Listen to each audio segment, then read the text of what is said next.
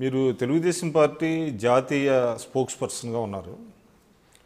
కానీ కొన్ని విషయాలు చూస్తే అంటే మీ పార్టీలో ఒక కన్సిస్టెంట్ స్టాండ్ లోపించిందేమో అని అనిపిస్తుంది నాకు.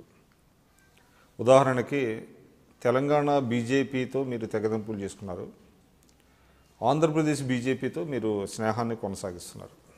ఏంటి కారణం ఏంటి? అంటే జనరల్గా తెలంగాణ బీజేపీతో మేము ఎక్కడ కూడా తెగతింపులు చేసుకోలేదు. జాతీయ స్థాయిలో ఉన్నటువంటి రాజకీయ పార్టీగా బీజేపీ పార్టీతో అలయన్స్ కొనసాగిస్తూ ఇక్కడ ఉన్నటువంటి తెలంగాణ బీజేపీ యూనిట్ మేము సపరేట్గా చేసుకున్నాం, వాళ్ళు డిక్లేర్ చేసుకున్నారు. అదే మేము అసలు తెలుగుదేశంతో పనిచేయమని వాళ్ళు డిక్లేర్ చేశారు, మేము ఎక్కడ డిక్లేర్ చేయలేదు.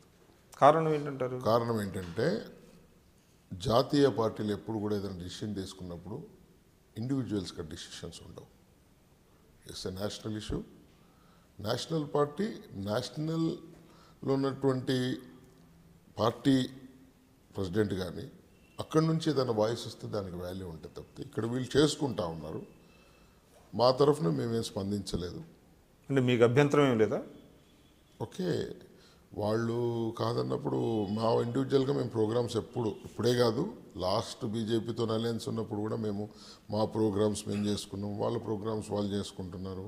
కాకపోతే ఏంటంటే వాళ్ళు ఒక డిసిషన్కి వచ్చి వాళ్ళు డిక్లేర్ చేసుకున్నారు. అంటే ఇక్కడ ఉన్నటువంటి ప్రధాన కారణం ఏంటంటే తెలంగాణ తెలుగుదేశంతో కలిసి ప్రయాణం చేస్తే మాకు ఉన్న ఓట్లు కూడా తగ్గిపోతాయి అనేటువంటి భావనలో బీజేపీ వాళ్ళు ఉన్నారని అంటున్నారు. అంటే జనరల్గా మీరు చూశారు, ఉద్యమం టైంలో బీజేపీ వాళ్ళు చాలా ఫైట్ ఇచ్చారు, చాలా మేము తెలంగాణ సెకండ్ టీఆర్ఎస్ తర్వాత మేమే అన్నంత ఫీలింగ్లోకి వెళ్ళాం.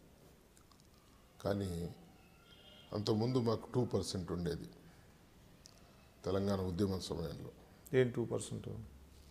ఓటింగ్ పర్సంటేజ్లో ప్రజల యొక్క అభిప్రాయం మనం సేకరించినప్పుడు ఒక 2% వరకు 2-3% వరకు మేము ఉండే. అంటే తేడా ఉండేది అంటారా? తేడా కాదు, అసలు మేము చాలా తగ్గిపోయాం.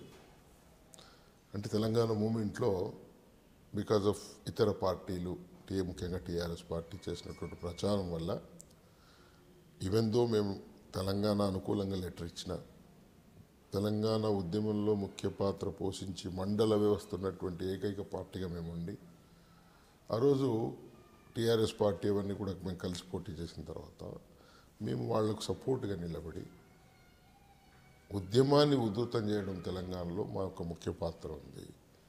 బికాజ్ మాకు గ్రౌండ్ లెవెల్ కార్యకర్తలు కానీ మండల్ లెవెల్ కార్యకర్తలు కానీ జిల్లాలో పటుత్వంగా ఉన్నటువంటి పార్టీగా, అంతకుముందు టీఆర్ఎస్కు అంత పటుత్వం లేదు యాజ్ ఎ పార్టీగా. కానీ మేము మూమెంట్ వచ్చేవరకు గ్రామాల నుంచి కుల సంఘాలు కానివ్వండి ఇవన్నీ కూడా రావటం, ఒక ఉద్యమం ఉద్రవత రూపంలో కూడా బయటకు వచ్చాం. అయితే ఇదంతా చేసిన తర్వాత తెలంగాణ వచ్చేసింది. తెలంగాణ వచ్చిన తర్వాత మాది 22% మాకు ఓటింగ్ పడింది పర్సంటేజ్లో. మొత్తం తెలంగాణ 2% నుంచి 22%. అంటే 175 కాన్స్టిట్యున్సీలో మీకు పడిన పర్సంటేజ్ ఆఫ్ ఓట్స్ 175, 119 ఇక్కడ సరే 119 మేము మీకు పోలేని ఓట్లు 22%. మాకు పోలేని ఓటు 22%. అంటే అప్పటి వరకు అన్ని బై ఎలక్షన్స్లో 2% మాకు డిపాజిట్లు గల్లంత కావటం అన్నీ జరిగాయి.